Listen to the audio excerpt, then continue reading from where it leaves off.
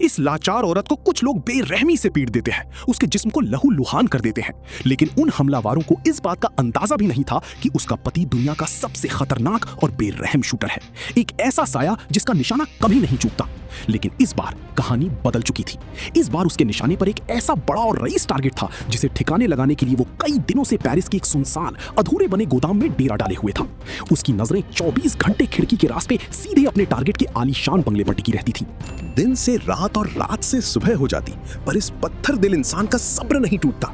वो अपनी धड़कनों को 45 बीट्स प्रति मिनट पर रोककर सिर्फ एक सही पल का इंतजार कर रहा था। लेकिन जब लगातार 5 दिनों तक टारगेट का कोई अता पता नहीं चला तो उसे मजबूरन अपनी छुपने की जगह से बाहर निकलना पड़ा।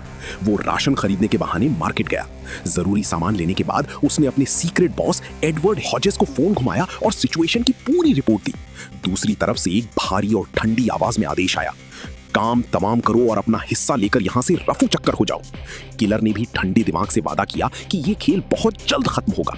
गोदाम में वापस लौटने से पहले वो कुछ देर के लिए उस टारगेट के बंगले के ठीक सामने एक पार्क बेंच पर जाकर बैठ गया। वो बहुत बारीकी से वहां के बॉडीगार्ड्स, सुरक्षा के इंतजाम, कैमरों की पोजीशन और वहां आने जाने वाले लोगों की डेली रूटीन को अपने दिमाग में नोट कर रहा था। वो खुद को एक जर्मन टूरिस्ट के रूप में छुपाए हुए था, क्योंकि दुनिया में कोई भी एक आम टूरिस्ट पर शक नहीं करता। पूरा ढांचा और सुरक्षा का चक्र समझने के बाद वो वापस अपनी डार्क प्रोफाइल यानी उस अंधेरे गोदाम में लौट आया। उसने अपनी स्नाइपर गन को रीअसेंबल किया, एक एक पुर्जे को बड़ी क्रूर सटीकता से जोड़ा, पोजीशन सेट की और ट्रिगर पर उंगली टिकाकर इंतजार करने लगा। रात गहरी हो चुकी थी, सन्नाटा पूरे पेरिस को अपने आगोश में ले रहा था। किलर ने अपनी दांत साफ किए और बेड पर लेट गया, लेकिन वो गहरी नींद में नहीं था। उसकी घड़ी में हर 10 मिनट का अलार्म सेट था। जैसे ही अलार्म बजता वो उठता, खिड़की के पास जाता, दूरबीन के जरिए टारगेट के आलीशान घर को चेक करता और फिर चुपचाप लेट जाता। ये उसकी कसम थी, उसका नियम था, तैयारी ही जिंदा रखती है। तभी आधी रात के सन्नाटे को चीरती हुई कुछ गाड़ियों की आहटें उसके कानों में पड़ी। उसने अपनी राइफल के लेंस से देखा, टारगेट आखिरकार घर लौट आया था और इस बार वो अकेला नहीं था, बल्कि अपने साथ एक डांसर औरत को लेकर आया था। किलर ने बिना एक सेकंड गवाए अपनी गन उठाई और स्कोप की क्रॉसहेयर को सीधे टारगेट की छाती पर लॉक कर दिया। उस बदनसीब और बेखबर टारगेट को इस बात का जरा भी अंदाजा नहीं था कि मौत महज चंद इंच की दूरी पर शीशे के पार उसका इंतजार कर रही है। कमरे के अंदर तेज म्यूजिक बज उठा और वो डांसर औरत टारगेट के सामने नाचने लगी। किलर ने मन ही मन अपना पैंतरा बदला। उसने सोचा, जैसे ही ये रईस आदमी सोफे पर आराम से बैठेगा मैं इसकी खोपड़ी उड़ा दूंगा। निशाना बिल्कुल पक्का था, हवा की गति सही थी, दूरी सटीक थी। उसने अपनी सांस रोकी, दिल की धड़कन को काबू किया और ट्रिगर दबा दिया। पर ठीक उसी माइक्रो सेकंड में वो डांसर घूमते हुए अचानक टारगेट के ठीक सामने आ गई। साइलेंसर से निकली वो भारी सबसोनिक बुलेट सीधे उस डांसर के सीने को पार कर गई और वो मौके पर ही खून के फव्वारे के साथ ढेर हो गई। किलर की आंखें फटी की फटी रह गईं। उसने तुरंत दूसरी गोली दागनी चाहिए, लेकिन तब तक धमाके और शीशा टूटने की आवाज सुनकर मुस्तैद बॉडीगार्ड्स अलर्ट हो चुके थे। उन्होंने फुर्ती से खिड़की के मोटे बुलेट प्रूफ पर्दे खींच दिए और दरवाजे लॉक कर दिए। निशाना चूक चुका था। इतिहास में पहली बार इस परफेक्ट शूटर का मिशन पूरी तरह फेल हो चुका था। एक प्रोफेशनल किलर की तरह उसने पैनिक होने के बजाय तुरंत ठंडे दिमाग से काम लिया। उसने अपनी गन को पैक किया, कमरे से अपने उंगलियों के निशान और सबूत मिटाए, चादरों को समेटा और पुलिस के आने से पहले ही उस अंधेरे गोदाम से हवा की तरह गायब हो गया। वारदात को अंजाम देने के बाद वो एक इलेक्ट्रिक स्कूटर पर सवार होकर भागने लगा। उसने रास्ते में अपने बैग का कुछ गैर जरूरी सामान बिखेर दिया ताकि पुलिस का ध्यान भटक जाए और वे गलत दिशा में तफ्तीश करें। शहर की सीमा पार करते ही उसने उस स्कूटर को भी सड़क किनारे लावारिस छोड़ दिया और अब वो पैदल आगे बढ़ने लगा। अपनी पहचान मिटाने का ये सिलसिला यही नहीं रुका। चलते चलते उसने अपने सिर का हेलमेट एक गहरी नदी में विसर्जित कर दिया और तेजी से एक ग्रोसरी स्टोर के पब्लिक वॉशरूम में घुस गया। वहां उसने फुर्ती से अपनी दाढ़ी साफ की, चेहरा बदला, कपड़े चेंज किए और जाने से पहले पूरी बाथरूम को चमका दिया ताकि उसका एक भी फिंगरप्रिंट या डीएनए का कतरा वहां ना छूटे। इसके बाद उसने एक टैक्सी बुक की और सीधे इंटरनेशनल एयरपोर्ट का रुख किया। एयरपोर्ट के एंट्री गेट पर पहुंचने से पहले उसने अपनी सबसे वफादार साथी गन को एक सुनसान कचरे के डिब्बे के हवाले कर दिया और टिकट काउंटर की लंबी कतार में जाकर खड़ा हो गया। लाइन में खड़े खड़े अचानक उसकी रीढ़ में एक सिहरन दौड़ गई। उसने देखा कि पुलिस का एक खोजी कुत्ता लगातार उसी की तरफ घूर रहा है और उसकी तरफ बढ़ रहा है। एक पल के लिए इस शातिर कातिल के चेहरे पर भी हवाइयां उड़ने लगी। पकड़े जाने के डर से वो दोबारा वॉशरूम की तरफ भागा, खुद को अच्छे से सैनिटाइज किया ताकि बारूद की गंध पूरी तरह मिट सके। वापस लौटकर उसने फेलिक्स हंगर नाम के एक फर्जी पासपोर्ट पासपोर्ट और वीजा का इस्तेमाल किया और इमिग्रेशन क्लियर कर लिया। अभी वो फ्लाइट में बोर्ड करने ही वाला था कि उसके फोन की स्क्रीन चमक उठी। उसके सीक्रेट बॉस हॉजेस का कॉल था। फोन उठाते ही दूसरी तरफ से गुस्से का गुब्बार फूटा। सारा खेल चौपट कर दिया तूने, ये क्या बकवास करके आया है वहां? क्लाइंट आग बबूला है। बॉस का गुस्सा 7वें आसमान पर था। किलर ने बिना कोई सफाई दिए ठंडे दिमाग से फोन काटा, उसके टुकड़े टुकड़े किए और प्लेन के अंदर दाखिल हो गया। लेकिन मुसीबतें उसका पीछा छोड़ने का नाम नहीं ले रही थी। फ्लाइट में बैठते ही उसकी नजर एक बेहद अजीब और संदेहास्पद शख्स पर पड़ी जो लगातार उसी को नोटिस कर रहा था। किलर का छठा सेंस एक्टिव हो चुका था। जैसे ही प्लेन लैंड हुआ, उसने अपनी आगे की कनेक्टिंग फ्लाइट कैंसिल कर दी और एक नए फर्जी नाम से दूसरी टिकट बुक की। लेकिन चौकसी के दौरान उसने पाया कि वो अजीब आदमी अब भी एयरपोर्ट के वेटिंग लाउंज में मौजूद था और उसी की तरफ देख रहा था। खतरे की घंटी बज चुकी थी। उसने आगे का सफर अगले दिन के लिए टाल दिया और शहर के एक गुमनाम होटल में कमरा ले लिया। कमरे के अंदर घुसते ही उसने किसी भी अनहोनी से बचने के लिए दरवाजे और खिड़कियों पर कांच के ग्लासों का एक सीक्रेट जाल सेट किया और खुद हाथ में एक धारदार चाकू थामकर पूरी रात बिना पलक झपकाए बैठा रहा। उसका इरादा साफ था, जो भी इस दरवाजे को पार करेगा सीधा मौत की घाट उतरेगा। लेकिन वो रात अजीब थी। पूरी रात सन्नाटा पसरा रहा, कोई नहीं आया। अगली सुबह वो बिना वक्त गवाए सीधे एयरपोर्ट पहुंचा, फ्लाइट पकड़ी और आखिरकार सुरक्षित अपने मुल्क डोमिनिकन रिपब्लिक वापस लौट आया।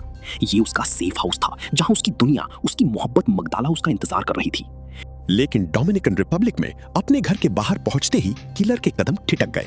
गेट के पास जमीन पर किसी अनजान मर्द के भारी जूतों के निशान थे और पास ही सिगरेट के कुचले हुए टुकड़े पड़े थे। उसके सुपर ट्रेन्ड दिमाग ने तुरंत भाप लिया कि खेल बिगड़ चुका है। उसने बिना एक पल गंवाए अपनी गन लोड की और घर के अंदर दाखिल हुआ। अंदर का मंजर देखकर उसका दिल बैठ गया। पूरा लिविंग रूम तहस नहस था और फर्श पर ताजा खून के गाढ़े धब्बे बिखरे पड़े थे जो सीधे बाथरूम की तरफ जा रहे थे। उसका कलेजा मुंह को आ गया जब उसने कांपते हाथों से अपनी गर्लफ्रेंड का नंबर डायल किया तो फोन किसी अजनबी ने उठाया। वो पागलों की तरह शहर के सबसे बड़े अस्पताल की तरफ भागा। अस्पताल की आईसीयू वार्ड में उसकी गर्लफ्रेंड जिंदगी और मौत के बीच झूलते हुए कोमा में थी। उसका चेहरा बुरी तरह सूजा और नीला पड़ा था। पास ही उसका भाई रो रहा था। भाई ने रोते हुए जो सच बताया, उसने इस पत्थर दिल किलर के पैरों तले से जमीन खिसका दी। उसने बताया कि एक बेरहम तगड़ा आदमी और एक शातिर औरत उनके घर में जबरन घुस आए थे। उनका असली टारगेट कोई और नहीं बल्कि खुद ये किलर था। लेकिन जब वो घर पर नहीं मिला तो उन्होंने उसकी गर्लफ्रेंड को अपनी हैवानियत और टॉर्चर का शिकार बना डाला। मगदाला ने अपनी जान और किलर के ठिकाने को छुपाने के लिए उनसे डटकर मुकाबला किया था, लेकिन वे उस पर भारी पड़े। अधमरी हालत में जब वो किसी तरह वहां से बचकर भागी तो उसने देखा कि वे दोनों हमलावर एक हरे रंग की छत वाली टैक्सी में बैठकर फरार हो गए। अपनी मोहब्बत को इस हाल में देखकर उस क्रूर कातिल की आंखों में पहली बार आंसू आ गए। उसने तय कर लिया कि जिसने भी मगदाला के जिस्म पर ये जख्म दिए हैं उसकी मौत अब उसके हाथों लिखी जा चुकी है। उसी रात वो अपने घर लौटा और फर्श के नीचे छुपाए हुए हथियारों का एक भारी भरकम संदूक बाहर निकाला। अब वो किसी को बख्शने की मूड में नहीं था। अगली सुबह वो अपनी गाड़ी लेकर शहर की सड़कों पर निकल पड़ा। उसके पास उन कातिलों तक पहुंचने का सिर्फ एक ही सुराग था, वो हरे रंग की छत वाली टैक्सी। उसने पूरे शहर का कोना कोना छान मारा, हर चौराहे पर उस गाड़ी को तलाशा, लेकिन वो कहीं नहीं मिली। जब सीधा रास्ता काम नहीं आया तो उसने अपनी रणनीति बदल दी। आधी रात के सन्नाटे में वो सीधे उस टैक्सी कंपनी के हेड ऑफिस में पीछे के रास्ते से घुस गया। उसने सीधे मैनेजर के कैबिन में दस्तक दी और गन पॉइंट पर उसे बंधक बना लिया।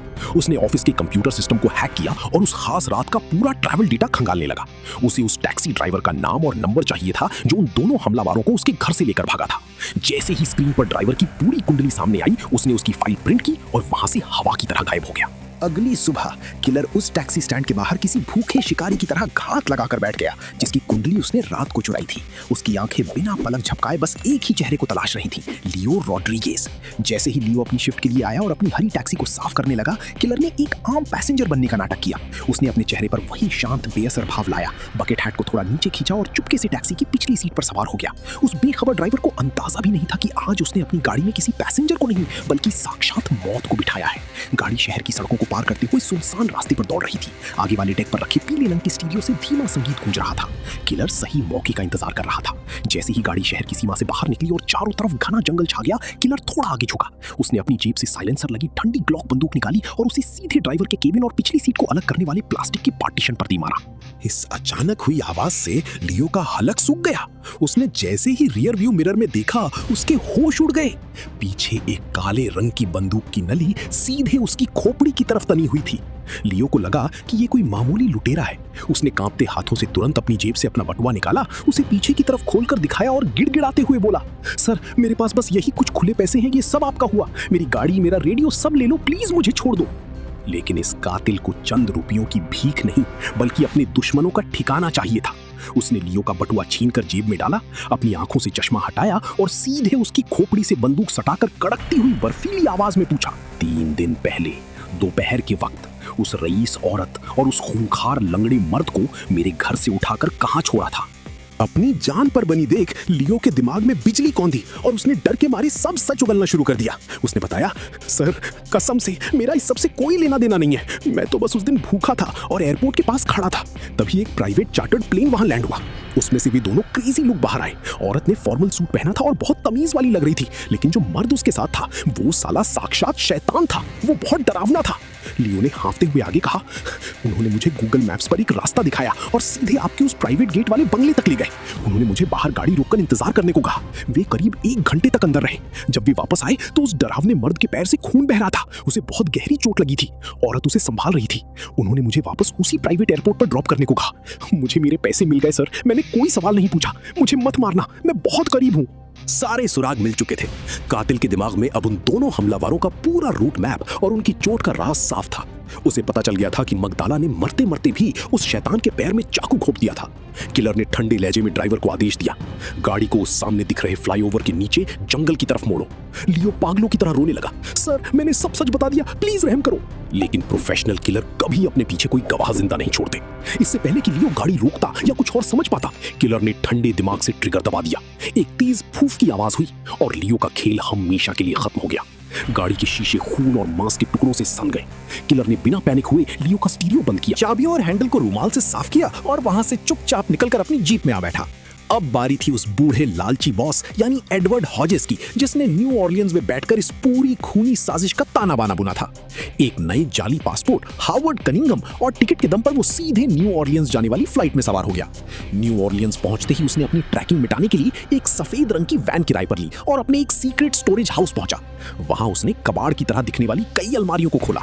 उसने वहां से कुछ चुनिंदा हथियार, साइलेंसर, नई नंबर प्लेट्स और बड़ी बड़ी कीलें ठोकने वाली एक भारी कॉर्डलेस फ्रेमिंग नेल गन निकाली। इसके साथ ही उसने होम डिपो से कंक्रीट का एक भारी कट्टा और रिसाइकलिंग कंपनी का एक बड़ा सा प्लास्टिक का कचरा कंटेनर बिन खरीदा।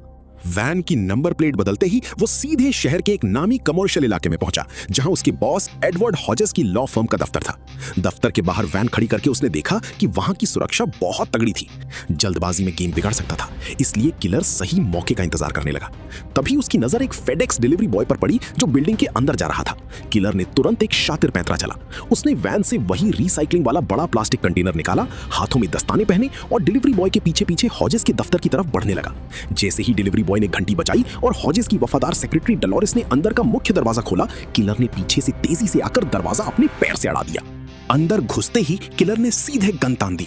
डलोरेस को सामने देख उसने ठंडे लहजे में कहा, चुपचाप बिना कोई शोर किए अपनी इस बॉस को इस व्हीलचेयर से बांध दो। मौत को सामने देख डोलोरेस का चेहरा सफेद पड़ गया। उसने कांपते हाथों से जिप टाई प्लास्टिक की रस्सियों की मदद से हॉजेस के दोनों हाथों को कुर्सी के हैंडल से जकड़ दिया।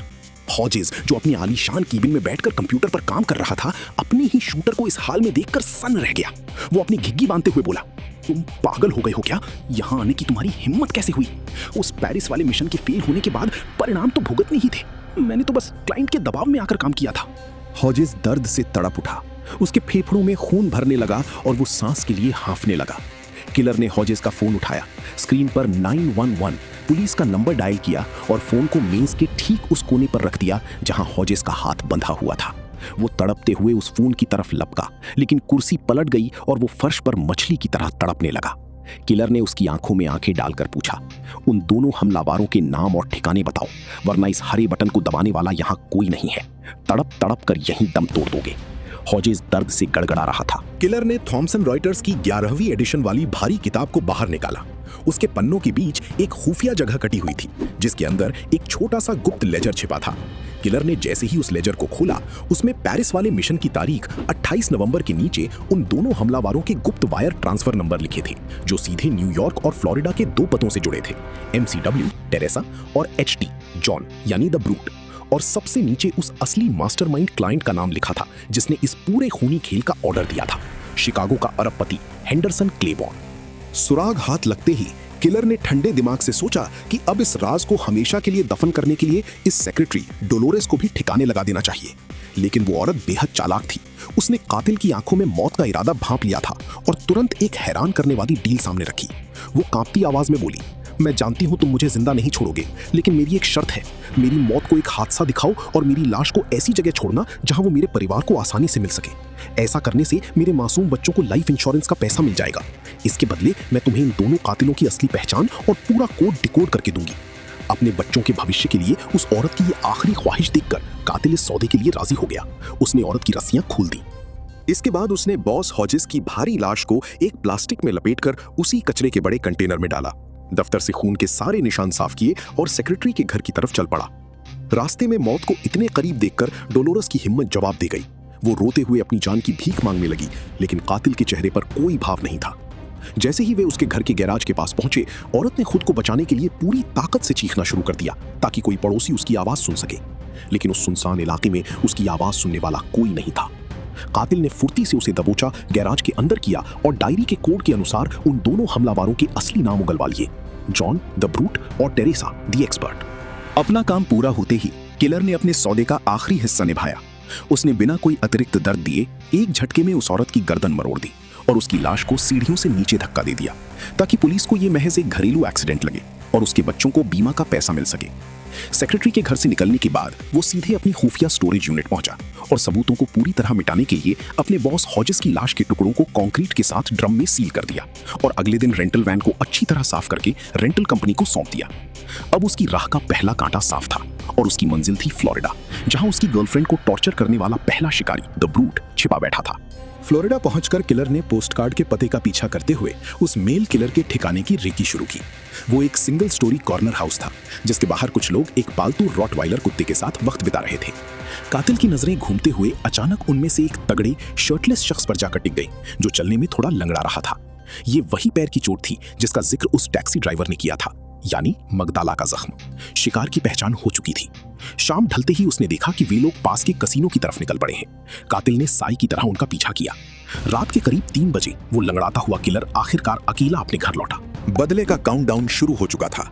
कातिल दबे पांव अहाते के अंदर दाखिल हुआ, लेकिन तभी रखवाले कुत्ते ने उसे देख लिया और जोर जोर से भौंकने लगा।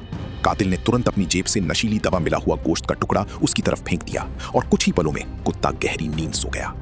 रास्ता साफ होते ही कातिल जैसे ही पिछले दरवाजे का लॉक बंप की से खोलकर घर के अंदर घुसा, अचानक अंधेरे से उस लंगड़े किलर जॉन ने उस पर जानलेवा हमला कर दिया। दरअसल वो भी एक प्रोफेशनल था और उसे अच्छी तरह अंदाजा था कि पेरिस वाला शिकारी अपना बदला लेने यहां जरूर आएगा। दोनों के बीच हड्डियों को तोड़ देने वाली खूनी जंग शुरू हो गई। जॉन ने किलर को एक मालगाड़ी की तरह टक्कर मारी जिससे किलर की बंदूक हाथ से छूटकर दूर जा गिरी। जॉन ने फुर्ती से आगे बढ़कर किलर के पेट और पसलियों में ताबड़तोड़ लात मारी। किलर दर्द से कराह उठा। जॉन ने उसकी ही बंदूक फर्श से उठाई, उसकी मैगजीन बाहर निकाली और गोलियों को एक एक करके फर्श पर बिखेरते हुए हंसकर बोला, तुम गलत घर में घुस गए कमीने। कमरा एक अखाड़े में तब्दील हो चुका था। किलर ने जमीन पर गिरते हुए सोफे के पास पड़ी एक स्टील की फोर्क कांटा उठाई। जॉन जैसे ही मुक्का मारने आगे बढ़ा, किलर ने एक फुर्तीले कोबरा की तरह उस फोर्क से जॉन के बाइसेप्स और ट्राइसेप्स पर एक के बाद एक कई वार किए। जॉन दर्द से चिल्लाया। किलर ने मौका देखकर वो फोर्क सीधे जॉन की जांघ पर दे मारी, जो सीधे उसकी उसी पुरानी चोट के आर पार हो गई जो मगदाला ने दी थी। जॉन कराहते हुए नीचे गिरा, लेकिन 7 फीट लंबे और स्टीरॉइड से भरे जॉन की ताकत अविश्वसनीय थी। उसने किलर को हवा में उठाया और सीधे दीवार पर लगे भारी टीवी और स्टीरियो सिस्टम पर दे मारा। किलर फर्श पर गिरकर लगभग बेहोश हो गया। जॉन ने हंसते हुए किलर की गर्दन पर अपने दोनों भारी हाथ रख दिए और उसका गला घोंटने लगा। किलर का दम घुटने लगा, उसकी आंखों की नसें फटने लगी। मौत बिल्कुल सामने थी। किलर ने हांफते हुए कोने में पड़ी अपनी गन उठाई, फर्श से एक गोली उठाई और उसे मैगजीन में लोड करने लगा। उधर जॉन अपने बेडरूम से एक भारी रिवॉल्वर और ऑटोमेटिक गन निकाल लाया। उसने अंधाधुंध गोलियां बरसानी शुरू कर दी। किलर ने डाइव मारकर खुद को बचाया और सीधे किचन के पास थ्रू से कूद गया।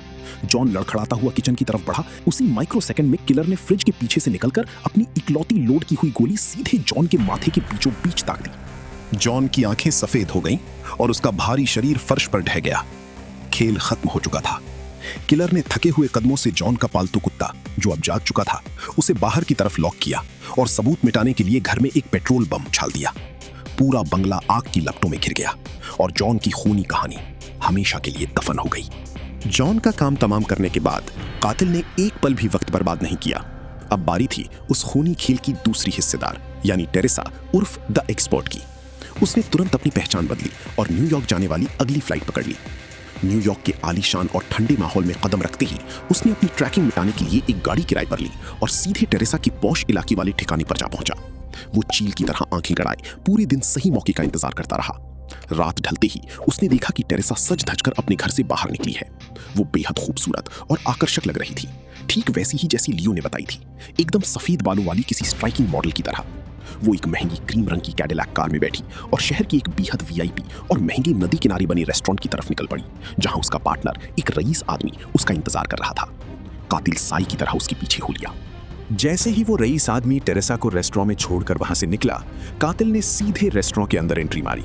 रेस्टोरेंट के अंदर का माहौल बहुत आलीशान था। चारों तरफ अमीर लोग वाइन पी रहे थे और धीमा संगीत गूंज रहा था। टेरेसा अकेले एक बेहद आरामदायक टेबल पर बैठी थी और शेफ उसके लिए एक से बढ़कर एक बेहतरीन डिशेस भेज रहा था। वो जैसे ही अपना क्लच यानी छोटा पर्स खोलने लगी, अचानक एक अजनबी हाथ ने बड़ी सहजता से उसका पर्स उसके हाथ से छीन लिया। ये कोई और नहीं, खुद कातिल था, जो चुपचाप आकर उसकी टेबल के सामने ठीक उसके सामने बैठ गया था। टेरेसा ने गुस्से में जैसे ही अपनी आंखें उठाईं, उसका पूरा बदन ठंडा पड़ गया। कातिल ने बड़ी चालाकी से टेबल के नीचे अपनी साइलेंसर लगी गन उसकी तरफ तान दी थी। टेरेसा ने जैसे ही उसकी जमी हुई बर्फ जैसी ठंडी आंखों को देखा, वो तुरंत भांप गई कि मौत आज कोई नाटक नहीं कर रही है। वो सीधे उसके सामने टेबल पर आकर बैठ चुकी है। घबराने या चीखने चिल्लाने के बजाय टेरेसा ने अपनी भावनाओं पर गजब का काबू पाया। उसने एक गहरी सांस ली, अपनी आंखों में छिपे खौफ को छुपाया और एक खोखली मुस्कान के साथ वेटर को इशारा करके एक बेहद महंगी विस्की की पूरी फ्लाइट 3 अलग-अलग ग्लास ऑर्डर कर दी। जब वेटर चला गया तो उसने ग्लास को हाथ में घुमाते हुए बेहद ठंडे और सधे हुए लहजे में पूछा, तो तुमने आखिरकार हमारे हैंडलर बॉस हॉजिस को ठिकाने लगा ही दिया? कातिल ने कुछ नहीं बोला, उसने बस खामोशी से हाँ में अपना सिर हिला दिया। टेरेसा ने विस्की की पहली चुस्की ली, अपनी कड़कती हुई रीढ़ को सोफे से टिकाया और अपनी सफाई पेश करते हुए बोली, देखो, मेरा तुमसे या तुम्हारी उस लड़की मकदाला से कोई निजी झगड़ा नहीं था। हम सिर्फ प्रोफेशनल हैं और क्लाइंट के दिए पैसों के लिए काम कर रहे थे। टेरेसा की इन चिकनी चुपड़ी और चालाकी भरी बातों का कातिल पर रत्ती भर भी असर नहीं हुआ। उसने टेबल के पार से टेरेसा का पानी का ग्लास उठाया, उसमें से एक घूंट पिया और पूरे रेस्टोरेंट का मुआयना किया। फिर उसने अपनी जेब में गन पर हाथ टिकाया और बर्फ जैसी ठंडी बिना किसी भावना वाली आवाज में कहा, कहानी अच्छी है, लेकिन मैं यहां तुम्हारी दलीलें सुनने नहीं आया हूं। मैं तुम्हें जिंदा नहीं छोड़ूंगा। वो चुपचाप कातिल के साथ रेस्टोरेंट से बाहर निकल आई। रेस्टोरेंट के पीछे एक सुनसान अंधेरा पार्क था, जहां नीचे तेज बहती हुई नदी का शोर गूंज रहा था। इस खूनी खेल का आखिरी फैसला करने के लिए दोनों उस अंधेरे रास्ते की तरफ बढ़ गए। पार्क की ढलान वाली पथरीली और उबड़ खाबड़ सीढ़ियां उतरते समय अचानक टेरेसा का पैर फिसला और वो लड़खड़ाकर जमीन पर गिर पड़ी। उसने बड़ी बेबसी और लाचारी का नाटक करते हुए कातिल की तरफ देखा, अपनी दाहिनी बांह पीछे की तरफ फैलाई और कांपती हुई आवाज में बोली, एक लड़की की इतनी मदद तो कर सकते हो, प्लीज मुझे उठाने के लिए अपना हाथ दो। लेकिन ये कातिल कोई नौसिखिया या नया खिलाड़ी नहीं था। उसने अपनी पारखी आंखों से टेरेसा की आंखों में छिपा वो आखिरी फरेब पढ़ लिया था। उसने अपनी जेब से हाथ बढ़ाने के बजाय बिजली की फुर्ती से अपनी साइलेंसर लगी गन बाहर निकाली और सीधे टेरेसा की कनपटी के आर पार गोली दाग दी। टेरेसा का शरीर एक झटके में ठंडी रेत और पत्थरों के बीच ढह गया। उसकी मौके पर ही मौत हो चुकी थी। कातिल ने जैसे ही नीचे झुककर टेरेसा की लाश को पलटा, उसकी आंखों के सामने सच आ गया। टेरेसा की आस्तीन के अंदर उसके बाएं हाथ में एक बेहद धारदार जहरीली छुरी छिपी हुई थी। अगर कातिल एक पल के लिए भी भावुक होता और उसकी मदद के लिए अपना हाथ आगे बढ़ाता, तो वो छुरी सीधे कातिल के गले को चीरते हुए पार हो चुकी होती। एक और शातिर शिकारी का अंत हो चुका था और कातिल ने बिना पीछे मुड़े सीधे शिकागो जाने वाली फ्लाइट पकड़ ली। अब उसकी गन की नली सीधे उस महा मास्टरमाइंड यानी उस अरबपति क्लाइंट की तरफ मुड़ने वाली थी, जिसने इस पूरे खूनी तांडव की पटकथा लिखी थी। शिकागो पहुंचकर जब कातिल ने उस क्लाइंट की पूरी कुंडली खंगाली, तो उसे एहसास हुआ कि ये शिकार बाकी सबसे अलग और बेहद पेचीदा है। हेंडरसन क्लेबॉर्न कोई मामूली गुंडा या छोटा मोटा माफिया नहीं था, बल्कि वो अथाह पैसे, राजनैतिक रसूख और ऊंचे संपर्कों वाला एक नामी टेक अरबपति था। वो शहर के सबसे महंगे और high tech condor sky scraper के आलीशान पेंट हाउस में रहता था, जिसकी सुरक्षा को भेदना किसी भी आम इंसान के लिए नामुमकिन के बराबर था। एक सुबह जैसे ही वो रईस क्लेबॉर्न अपनी महंगी मर्सिडीज गाड़ी लेकर गैराज से बाहर निकला, कातिल ने अपना मौका देखा। वो एक आम राहगीर की तरह टहलता हुआ फुर्ती से उस सुरक्षित गैराज के अंदर घुस गया। उसने बिल्डिंग के पिछले रास्ते और रैंप का मुआयना किया, लेकिन आगे का रास्ता पूरी तरह ब्लॉक था। अंदर जाने वाला मुख्य दरवाजा एक बेहद हाईटेक डिजिटल लॉक और भारी सुरक्षा पास रीडर से बंद था। कातिल ने बिना देर किए अपने फोन से उस ताले की मेक और मॉडल की एक क्लियर फोटो ली और तुरंत डार्क वेब पर उसकी तकनीक को डिकोड करने में जुट गया। इस अभेद्य डिजिटल सुरक्षा घेरे को तोड़ने के लिए उसने अमेजॉन लॉकर्स के जरिए एक स्पेशल RFID की कार्ड क्लोनिंग डिवाइस ऑर्डर किया। डिवाइस के डिलीवर होने तक उसने अपने पिछले सारे सेफ हाउस और बेनामी बैंक अकाउंट्स खंगाले। उसने सिटी नेशनल बैंक के मैनेजर के केबिन में बैठकर अपनी पूरी दौलत, अपने सारे एसेट्स कैरेबियन द्वीप के एक बेहद सुरक्षित बैंक में जॉर्ज जेफरसन नाम के एक पूरी तरह बेनामी अकाउंट में ट्रांसफर कर दिए, ताकि इस आखिरी मिशन के बाद दुनिया के किसी भी कोने में उसका कोई नामो निशान या सुराग बाकी न बचे। इसके बाद उसने ब्लैक मार्केट के एक लोकल हथियार डीलर से चुपके से बिना नंबर वाली कुछ अवैध बंदूकें और एक छोटा सब कॉम्पैक्ट ग्लॉक पिस्तौल खरीदा, जिस पर उसका खुद का लाया हुआ साइलेंसर बिल्कुल फिट बैठता था। जिम के कैफे एरिया में बैठकर कातिल ने बड़ी चालाकी से अपने पॉकेट क्लोनिंग डिवाइस को निकाला। उसने उस मास्टर कार्ड का पूरा डेटा सिर्फ कुछ सेकंड में रीड किया और उसे एक नए ब्लैंक की कार्ड पर पूरी तरह कॉपी कर लिया। काम होते ही उसने असली कार्ड को वापस लॉकर रूम के पास छोड़ दिया, ताकि किसी को कोई शक ना हो। अब अरबपति का वो अभेद्य किला इस कातिल के लिए पूरी तरह खुल चुका था। उसी शाम वो उस फर्जी क्लोन कार्ड की मदद से बिल्डिंग के हाईटेक सुरक्षा घेरे को चीरता हुआ सीधे प्राइवेट लिफ्ट में दाखिल हुआ और सीधे पेंट हाउस का बटन दबा दिया। लिफ्ट बिना किसी रुकावट के सीधे ऊपर पहुंच गई। कातिल दबे पांव, हाथ में साइलेंसर लगी गन ताने सीधे उस अरबपति क्लाइंट के आलीशान बेडरूम और लिविंग रूम के बीच की गलियारे में जा धमका। हेंडरसन क्लेबॉर्न उस वक्त अपने बड़े से स्टैंडिंग डेस्क के सामने खड़ा था, जहां कई कंप्यूटर स्क्रीन्स पर शेयर मार्केट का डेटा चल रहा था और वो अपने कान में ब्लूटूथ ईयरपीस लगाए किसी से टैक्स बचाने की डील कर रहा था। अचानक आधी रात को अपने आलीशान और सुरक्षित घर के अंदर हाथ में गन लिए एक अनजान जख्मी चेहरे वाले शख्स को अपने सामने देख क्लेबॉर्न के पैरों तले की जमीन खिसक गई। उसका पूरा बदन खौफ से कांप उठा। उसने थरथराते हाथों से अपना ईयरपीस कान से निकाला, उसे दूर फेंका और घबरा कर चिल्लाया, तुम कौन हो? इतनी तगड़ी सिक्योरिटी को पार करके तुम यहाँ अंदर कैसे घुसे? देखो, मेरे पास यहाँ कोई कैश नहीं है, पर तुम जो कहोगे मैं वो रकम तुम्हारे अकाउंट में डिलीवर करवा दूंगा। प्लीज मुझे मत मारो। अपनी जान की भीख मांगते हुए अरबपति हेंडरसन क्लेबॉर्न तेजी से सोफे पर गिरा और कांपती हुई आवाज में बोला, रुको, मेरी बात सुनो, इस सब में मेरी कोई गलती नहीं है। जब तुम्हारा पेरिस वाला मिशन फेल हुआ था तो मैंने सोचा कि इंसान से गलती हो जाती है और मैंने उस बात को वहीं खत्म कर दिया था। लेकिन वो तुम्हारा हैंडलर बॉस हॉजेस था जिसने मुझे भड़काया। उसने फोन करके कहा कि ये तुम्हारी लापरवाही है और तुम्हें इस तरह खुला छोड़ना हम दोनों के लिए खतरे से खाली नहीं है। उसने मुझसे $1,50,000 और मांगे ताकि वो तुम्हारे और तुम्हारे वजूद को हमेशा के लिए मिटा सके। ये सुनते ही कातिल के शातिर दिमाग की सारी कड़ियां एक झटके में जुड़ गईं। असल में उस बूढ़े वकील बॉस हॉजेस को गुस्सा इस बात का था कि उसका सबसे बेस्ट शूटर फेल कैसे हो गया, और उसे डर था कि अगर पुलिस या क्लाइंट ने इस शूटर को पकड़ा तो उसका अपना पूरा सिंडिकेट जेल की सलाखों के पीछे होगा। इसलिए उस लालची और धोखेबाज बॉस ने ही क्लेबॉर्न से एक्स्ट्रा पैसे ऐंठे थे और कातिल को रास्ते से हटाने के लिए उन दो शिकारियों जॉन और टेरेसा को उसके घर डोमिनिकन रिपब्लिक भेजा था। क्लेबॉर्न लगातार हाथ जोड़कर गिड़गिड़ा रहा था, उन दोनों जल्लादों को भेजने में मेरा कोई हाथ नहीं था। मैंने तो बस हॉजेस की बातों में आकर एस्क्रो अकाउंट से पैसे ट्रांसफर किए थे। सब तुम्हारी बॉस का प्लान था। कातिल ने अपनी पारखी और ठंडी आंखों से क्लेबॉर्न के चेहरे के हाव भाव को देखा। सालों के अनुभव से उसका दिमाग समझ गया कि मौत के मुहाने पर खड़ा ये अमीर आदमी इस वक्त अपनी जान बचाने के लिए बिल्कुल सच बोल रहा है। कुछ पलों के लिए उस आलीशान पेंट हाउस में एक बर्फीला सन्नाटा पसर गया। कातिल ने गहरी सांस ली और धीरे से अपनी गन नीचे कर ली, लेकिन जाने से पहले वो क्लेबॉर्न के बिल्कुल करीब आया और उसके कान के पास बर्फ जैसी ठंडी और खौफनाक आवाज में आखिरी चेतावनी दी।